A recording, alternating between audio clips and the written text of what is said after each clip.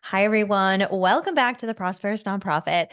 I'm thrilled to be here with you today with Barbara O'Reilly. Barbara, welcome. Oh, thanks, Stephanie. Glad to be here.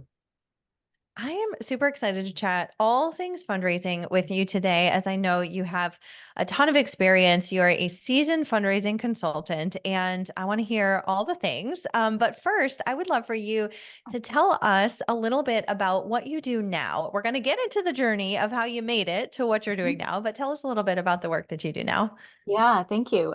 So I have the great honor to be a fundraising consultant with my own practice, Windmill Hill Consulting. I became a consultant about 15 years ago and launched Windmill Hill officially about 10 years ago. And we work with clients, with nonprofits across just about all verticals within the sector. And we help them really uncover the pain points, the true pain points, because often what they say are the pain points are not the pain points for what's Mhm. holding them back in their fundraising. So we really help them uncover where are the areas that they need to really double down on, what are the things that they need to avoid, and what's the right roadmap for them to build a path for growing and sustaining their fundraising results. And that's across development strategy as a whole. It's across campaign planning and strategy, and coaching and training of boards and executive leaders. Amazing. And is there any particular sector of fundraising that you specialize in or that you work the most in? Are you, working in individual donations or institutional funders or just sort of like big picture fundraising strategy? Um, I would say we don't um, we work with all kinds of organizations across most of the verticals. So with the exception of a couple, but we really we bring our collective experiences in individual major gifts, in corporate fundraising, in campaigns, in just overall annual giving strategy and leadership. Those are certainly the things that I had in my portfolio when I was in-house in organizations. So I've brought that to Windmill Hill, and then the team around me also has experience in a lot of different areas, foundations and annual giving, major gifts, and campaigns. So we collectively kind of bring all of that together to our clients, and then we partner with others who are specialists in prospect research or donor communications or digital fundraising so that really we can offer our clients kind of the most comprehensive set of services and support that they need. I love that. That's so good because it is more than just like one sort of vertical in terms of raising money. And we talk a lot. I talk a lot about, having a diversity of revenue streams. And Mhm. so I love that you're able to come into an organization and help with multiple different things. So I have a question for you. And I get this question a lot about my company, 100 Degrees Consulting, Windmill Hill Consulting. Where does that name come from? Yeah, so when I was, so as I said, I started being a consultant about 15 years ago. And then about 5 years in, I realized that I needed to have something more of a brand around me because I wasn't entirely sure what I wanted in terms of my consulting practice or what that looked like. What the evolution of the business that was not, I hadn't fully formed that. But when I decided that I needed to have a brand for the company. I didn't want it to be my name because I did want it to be something that had my values and my kind of spirit, but not tied to only to me. And Mhm. so I thought about the career that I had in-house. I got my fundraising career start in at Harvard right out of college, and took a job as a staff assistant. And as I kind of moved up in my career, both at Harvard, here in DC, at a couple of different organizations, and then over in England.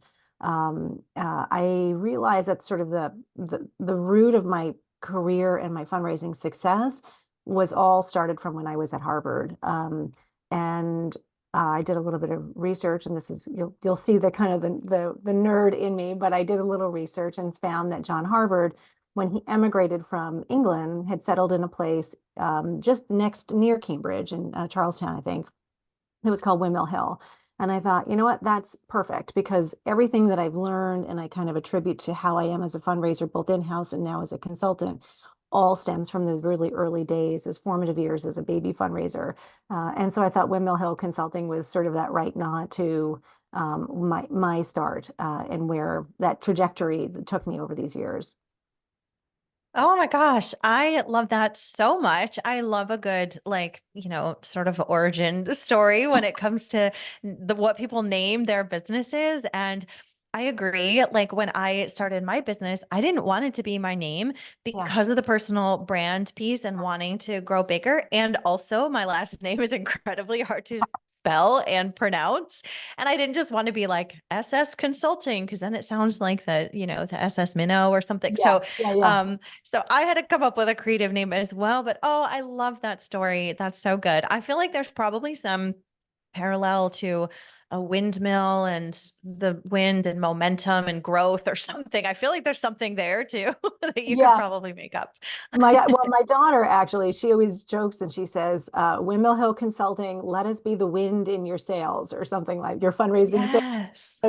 So you're right. Like she's picked up on the momentum of the windmill itself. And so yeah, and we actually in our branding language, we do talk about sort of the windmill kind of assessing, planning, assessing, dreaming, planning, and doing, kind of those four prongs of how we do our work really, which then kind of underscores the visual of a windmill. Oh, I love it. That's so good. I love the tie-in. I need to think about that for my brand. Everybody asks what 100 degrees it means and What is, does and it I mean? tell the story, and I'm like, oh, we need to pull that in. So I was in Senegal, Uh-huh. and I was working for a nonprofit organization, and I was laying on the floor where I was sleeping, and I had this mosquito net over me, and it was midnight, and it was literally 100 degrees with no air conditioning. I was just super uncomfortable, like kind of miserable, honestly. And I was like, why am I here? Why am I even doing this? Like, why am I not home in the air conditioning, like with my Yeah. family this summer? And the next day we went to go visit the site where this nonprofit was working and building a school. And there's a big celebration with all of the children that would be attending this brand new school came out. And I'm like, this is why I'm here. Like this is the impact. And so it was sort of this nod to like, yeah, it can be really uncomfortable to do this hard work, this amazing work, but it's so worth it. And we really need to just get out of our comfort zone because the impact lies on the other side of that. And so that's where that came from. Love It's it. yeah. But what I haven't done is integrate that 100 degrees into like our framework. And I love that. So noted. So good. Okay. Awesome. Um, Yes. Okay. Well, I want to definitely tap into your fundraising expertise while you're here. Mhm. And one thing that you talk about is that fundraising is more than just asking for money. Mhm. And I feel like I saw some like hot take post on LinkedIn recently where I don't know, people are kind of hating on fundraisers. And I'm not sure why. And I probably should not have even brought this up unless I had more context. But anyway, fundraising is about more than just asking for money. There's so much more to your work, and I would love to hear your take on that. Tell us more about that. Yeah, I mean, um, if I think back to my in-house days, when before I became a frontline fundraiser, so supporting frontline fundraisers, and then when I became a frontline fundraiser, the majority of my work and the work that we were doing was about building relationships. So the asks were part of the conversation, but when they were mistimed, when they were too early, they weren't successful. And so the real transformational gifts came from just time spent getting to know who the donor was, or whether it was an individual or an institution, and then figuring out what makes sense aligned with their interests, their priorities. And so, we've got a lot of research now, both from fundraising trends and analyses, and also from what we hear from donors. We've got the good fortune to have a lot of donor perspectives that are in surveys and research that comes through in research. Then we certainly never had this when I was starting out 30 years ago. So that we know that the real magic happens with conversations and with really understanding who those donors are, what drives them. And I think the challenge is that and I've seen this also, the challenge is that that takes time. And nonprofits, most of them do not have the luxury of time. So, spending 12 months to 18 months building a relationship with a donor that they're going to ask for a large gift feels like it's a wish list. It's kind of like we don't have that 12 to 18 months. We need the money now. And so there's always this tension with organizations of all sizes, but to be honest, the larger ones have the budgets and have the financial resources to be able to weather a longer period of time for those fluctuations and solicitations. But it is always that tension of how do we do this in a way that is mindful of the many hats that many fundraisers are wearing, all the multitude of demands on their time, and the need to balance the donor's interests and the donor's timelines with the organization's timelines. So, and this is not just true for major gifts fundraising or large gift fundraising. It's very true for annual giving. So, if you send out only solicitations over a period of time, you're probably not going to you're not going to raise more money because people are still wondering, did you get my last gift? What'd you do with my last gift? Why do you need more money? Tell me how my additional gift is going to make a difference. And so it has to be very carefully timed and structured as well in terms of that cycle of asking, thanking, reporting back, asking, thanking, reporting back in a way that connects and keeps that conversation going at scale. So that donors really, when they're ready to make those gifts, annual gifts or other, then they've got the information that they need to make an informed decision. So, I think, and I do see the backlash against fundraising. I do see the backlash against the relationship building piece of it. But the reality is that think about our experiences in the for-profit side and the retail side, and the personalization, the recommendations that we get from any company, right? Any store or any streaming service that we subscribe to, that they learn about us, they want to get to know us, they might make recommendations, they are, reminding us, oh, hey, you left something in the cart. I mean, they don't quite translate into the nonprofit side, but the fact that they're paying attention to us and they're keeping us connected on a regular basis are the principles that really still translate on the nonprofit side on building those relationships with donors. So, if organizations and especially leaders who put sometimes unreasonable pressure on their staff to raise money, for a lot of different reasons, in time or in goals that are not grounded in reality. If the leaders themselves can't understand all the things that go into fundraising success, then they're going to get left behind, and they're going to get left behind by fundraisers, donors, organizations who are getting it right, who are building those relationships over time. Mm-hmm. Oh my gosh, I've got like 3 questions. I need to write them That was a down really before long I answer, I forget. realize. No, it's so good. Okay, I guess the quick question the first one, I've seen nonprofit organizations hire a fundraiser and think that it is their ticket, their ticket to a whole big pile of money. And when that big pile of money does not appear in the bank account in like 4 months, they're like, well, this fundraiser is a failure, and they let them go. Yeah. Or they're just kind of like on the naughty list for another 6 months, and then they let them go. Yeah.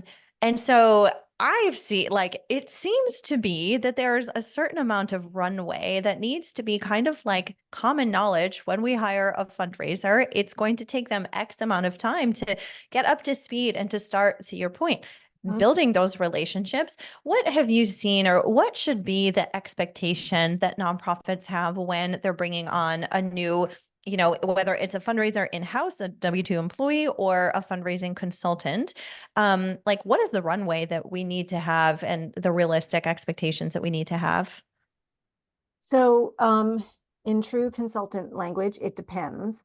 But I would say more often than not, it's at least a year. And I often, when we're working with clients who are looking to scale their teams, I will be really clear and very in no uncertain terms say to them, you cannot put the expectation on the new fundraiser to raise their salary.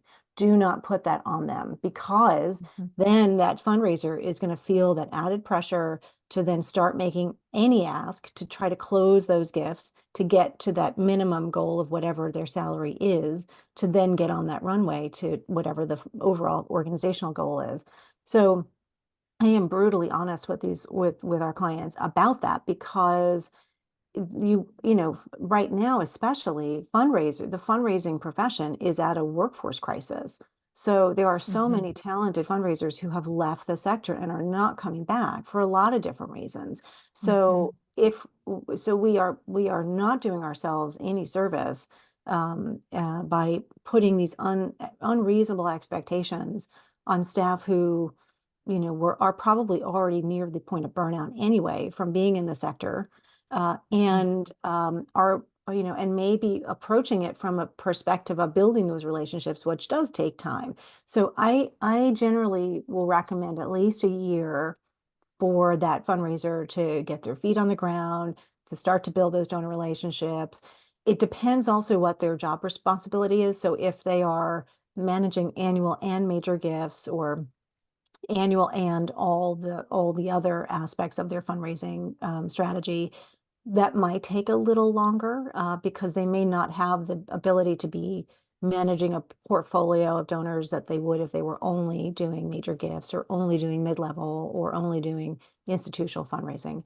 But I've also seen we've worked with some clients who, with just where we've helped to sort of jumpstart their fundraising, and with just a few tweaks to their donor communications, to their deployment of their staff and how they manage their donor relationships, we've seen some pretty good results in half that time.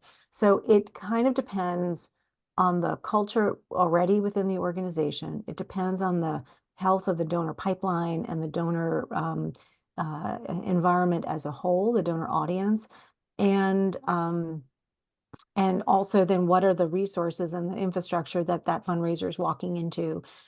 Because if they don't have a team, whether it's just a fundraising team or just the added team of staff leadership or board members who are ready to help in some way, to play a role, or the resources, then it's going to make it so much more difficult. So that's the other thing, that when we are working with clients, we're always thinking about what's the right culture that they need to have internally, and what are the resources, and how do they create that, so that they are thinking about this from a long-term sustainability point of view.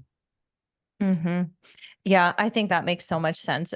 Like I said, I've seen organizations hire fundraisers and give them no support staff and no budget to do anything, and then find themselves, wanting to fire the person, or actually doing it when they haven't raised Yeah. anything in 6 months. And it just, yeah, very unrealistic expectations. Yeah, and it's a Um, shame because they took the step to hire the staff person, right? Like that, which so right. often do we see, oh, we can't hire a fundraiser. Okay, then you're not serious about raising money, right? So Mhm. it's a shame when they've spent the resources to actually hire the person, and then put all these roadblocks in their way to hamper their success. Mhm. Yeah, that's interesting. That's something that I think about with our, my own team and my own hiring. It's like, okay, yeah, we want this new position. And also, do we have the right structure, the right budget, the right team in place to set them up for success? If we're not going to set them up for success, this is a giant waste of everyone's Yeah. time and money. And I think that like, yeah, at least in my experience, I've just seen nonprofits think that hiring a fundraiser is, the magic bullet that's going to make a bunch of cash land in the account magically. All right. I mean, if only. So, yeah, exactly. I know. I know. Um, so you mentioned before, and I wanted to circle back to this, that, larger organizations often have the financial resources to be able to sort of sustain this 12 to 18 month path to building a relationship and making the ask and getting the amount that you really want and making the right ask. And I'm thinking about one organization that I work with right now, and they are there. Like they have gotten themselves to that point where they're a really strong organization. They have really strong cash reserves, and they continue to get 6 and 7 figure institutional grants Mhm. again and again and again. But it's been a journey for them. And so you mentioned it's really hard for smaller organizations to get themselves to that point, but like everybody starts somewhere. And so I'm wondering if you have any, advice or what you've seen help small organizations sort of bridge the gap to get them to that point where they can sort of sustain this this long game essentially to get those bigger grants so how do organizations bridge the gap if we've got listeners that are like, oh yeah, I'm on the small end, we're not there yet, but I want to get there? What do they do? Yeah, that's a great question. And I would say the things that I have found have worked the best. And I'm saying this from, my in-house career at big organizations, and then as a consultant working with nonprofits of all sizes. Um, I have seen it most, I've seen it all, well, I've seen a lot of it. And I would say, uh, first of all, there's a mindset issue that has to be established. So it's a mindset about the organization, right? And I'm saying this in terms of a growth mindset for the organization as a whole. Um, Too often, I see nonprofits who are have that fixed mindset of we can't do whatever it is because we don't have whatever it is. And instead, I always really try to push nonprofit leaders to get those sentences out of their vocabulary, to really stop and think, well, what do you want to do? Where do you need to go as an organization to achieve your mission or to move closer to mission fulfillment? And um, and I can see it is when we've done strategic planning processes with clients. I'm pushing them all the time to, about what your vision is, what's the ideal look like. Don't worry about what costs are, just map it out. If you were to recreate your organization tomorrow, what would it look like in an ideal world? And that's part of the four-prong process of the dream, the SS dream, because we really want to understand what are the things that are holding that organization back from feeling like they can get to that future state. So part of it is that mindset shift that has to happen because there's in 2022 there was $500 billion just about that was contributed by to the nonprofit sector. So it's not that there's a lack of generosity. It's how do we tap into the generosity in a way that makes the most sense? So saying that there are no donors out there is preposterous. There are. So we've got to reframe our language to talk about that future state, because then the donors are going to go in that direction with you if they see that there's a path and a road that they can take with you. The other thing I would say is nonprofits feeling like they have to do everything in terms of fundraising. So Mhm. they don't. They need to figure out where are their where are their best opportunities, where are their best untapped opportunities and start there. And I completely agree with you. I think far too often nonprofits don't have diversified enough revenue streams. But for those who are starting out, if they're trying to diversify all the streams, they are not going to get anywhere. So really Mhm. focusing on what are the tracks of donors or revenue that they can get. And it may not just be charitable contributions. It could be earned income. It could be fee for service. Many will probably have some sort of grants and contracts line. So how do they think about it realistically and then start to plan for eventually diversifying? But it doesn't happen in a vacuum either. So that's the third thing is that boards play an especially important role in opening networks or in being ambassadors. And so to the extent that the boards or other networks of volunteer leaders can help to amplify that work and bring others into the fold of potential funders. That makes an enormous difference for the staff. So it doesn't all just rest on the one fundraiser or the fundraising team if they're lucky enough to have it. So it is about being realistic about what can be done. Just don't compare yourself to, if you're a smaller organization, don't compare yourself to the big shops. They did all start small, but it Mhm. took years and years of growth and intentional building and lots of mistakes too. So I think actually that would probably be the fourth I'd say is be afraid to fail, or don't be afraid to fail. Mhm. Fail fast, but we as a sector as a whole, we have a fear of failure that really holds us back and can sometimes cripple us. So being able to say, we're going to try this. I don't know if this is going to work, but let's try it, or let's put a small budget together for whatever that might be, digital acquisition or something, right? Or we're going to do that direct mail piece. Oh, it didn't raise the money that we expected it would. How many times have I had conversations with clients when they'll say, "Oh, well, that direct mail piece, it didn't raise any money. We're never mailing to that." That again. I said it might have been the time, it might have been the segment, it could have been lots of different. You don't usually mail to that audience in this time of year. Okay, so let's try a different approach. But that kind of assumption that failure is bad and we don't need to learn from it also needs to get out of our mindsets. Mhm.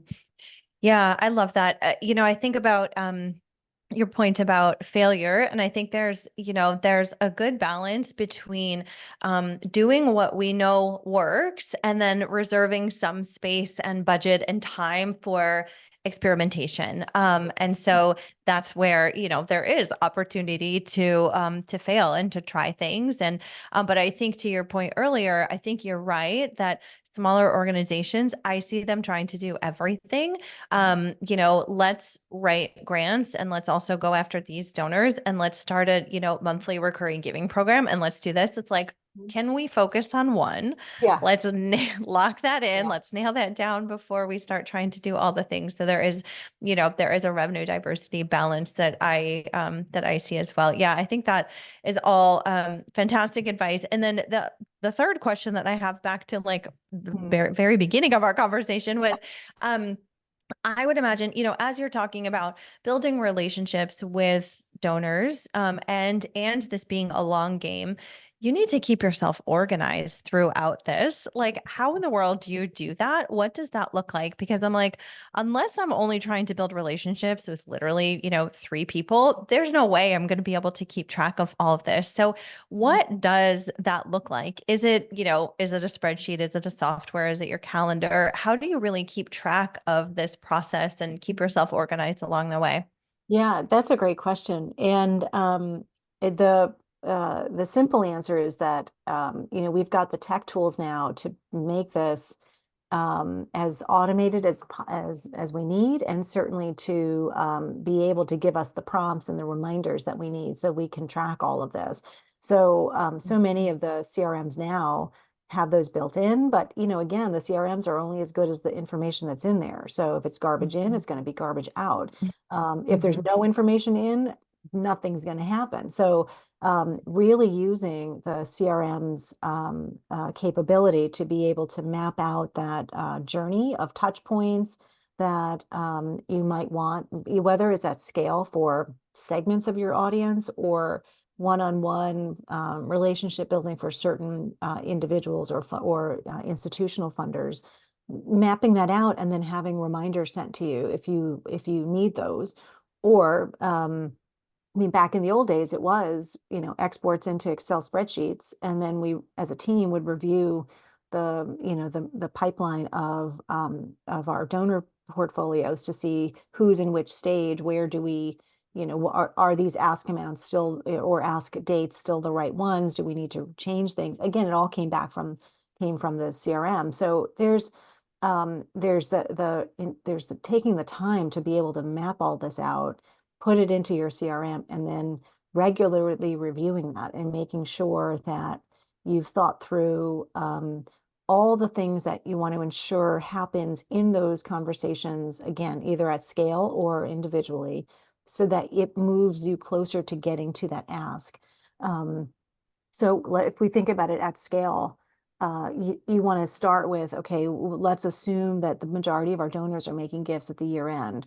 What do we need to be able to back into that so that those donors are not hearing from us for the first time in that year? They feel informed and inspired by what they've learned and watched from us as an organization because of gifts like theirs. What are the opportunities that await us as an organization that they can be part of and help us reach?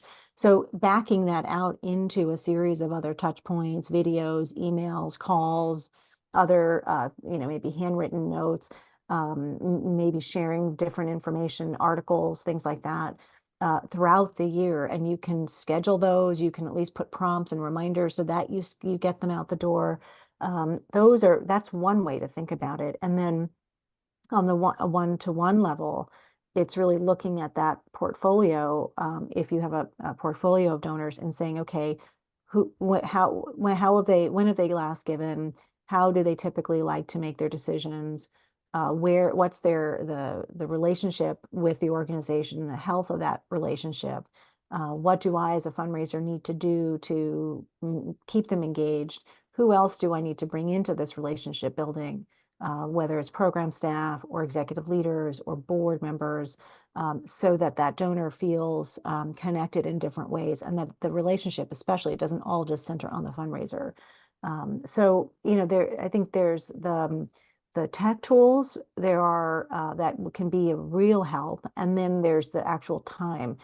And I mean, you and I could do this in our own business, right? We're thinking about new business possibilities. We're thinking about prospecting. We're thinking about where conversations are along that trajectory. So, and it takes the time to really reflect on that and what else do you need to do to close those asks. So it's the same in the nonprofit sector as well. hmm Yeah, I think, the sort of the themes that I'm hearing are like consistency and, playing the long game and just understanding that, like, yeah, everything that you are doing, it sort of builds on each other, and being really intentional about that is going to lead to the results. But it is a long game. And I think about that in my business for sure.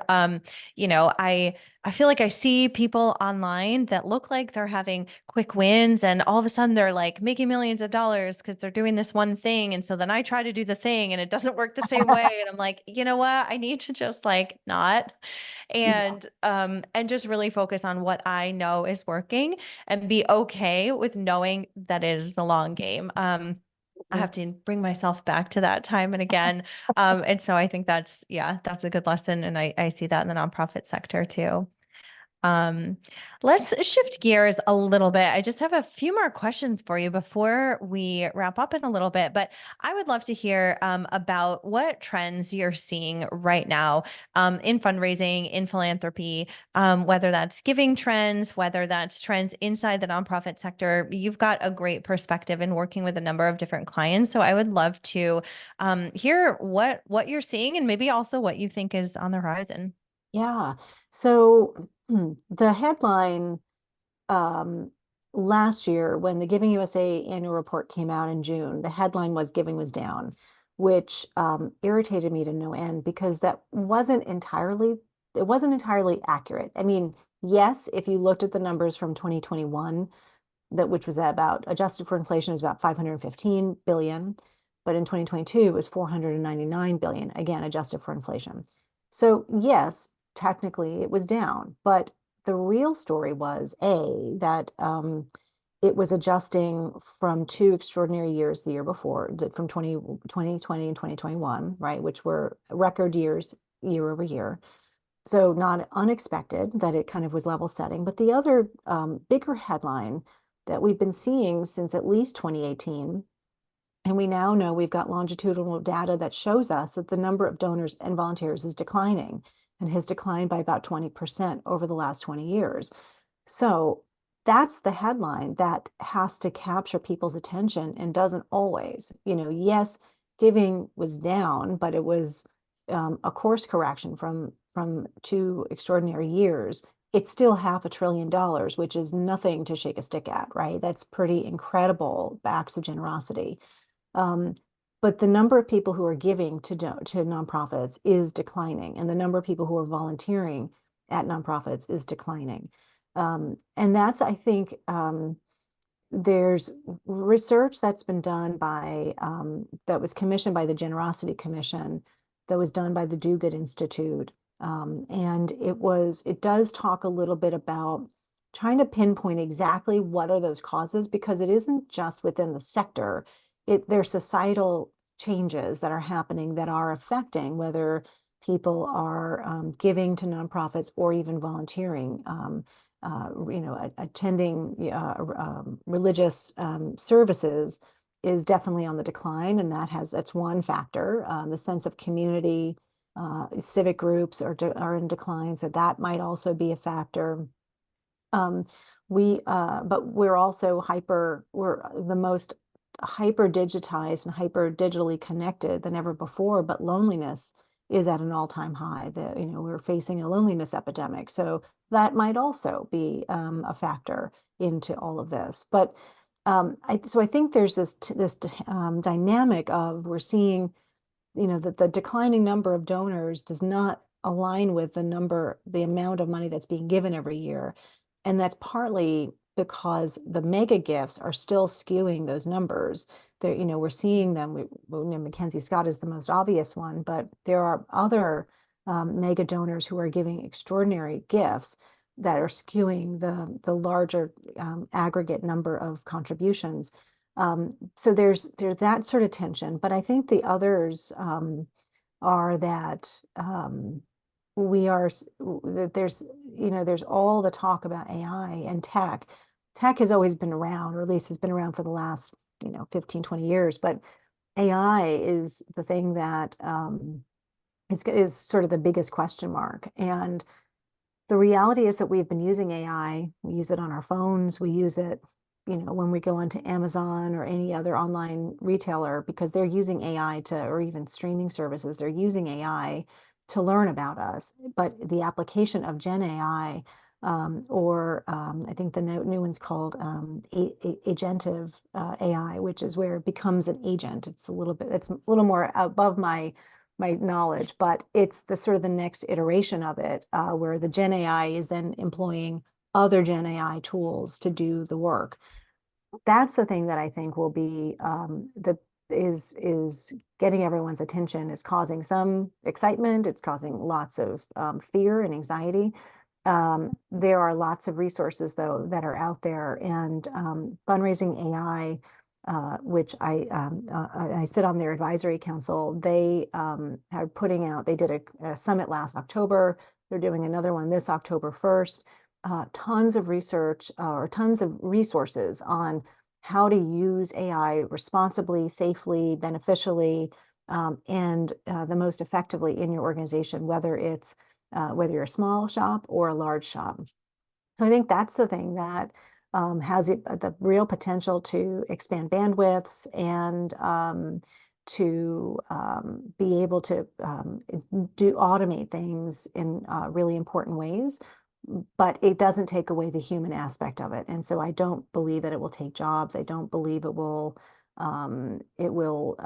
create it will eliminate departments. At least it shouldn't. Oh no.